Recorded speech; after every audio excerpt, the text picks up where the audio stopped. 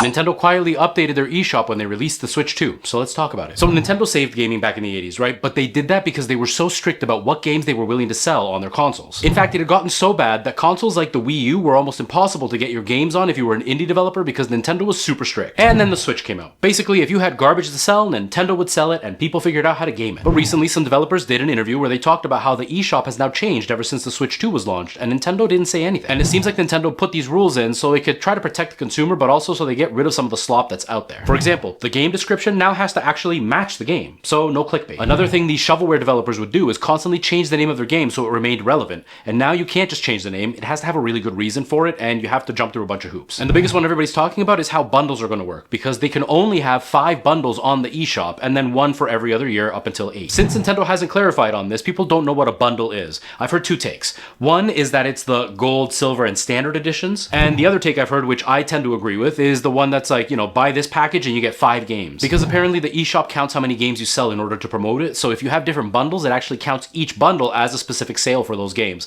so it boosts your game sales. And I don't really agree with the other take because that person also suggests that the eShop was bad because Nintendo didn't expect the Switch to be such a great seller and they were just caught off guard. Because yeah, apparently it takes 8 years for Nintendo to realize that their eShop is terrible. Now whether it's going to work or not, who knows, but it is surprising that Nintendo is actually doing something to make the consumer have a better experience with some of their software. Really shocking.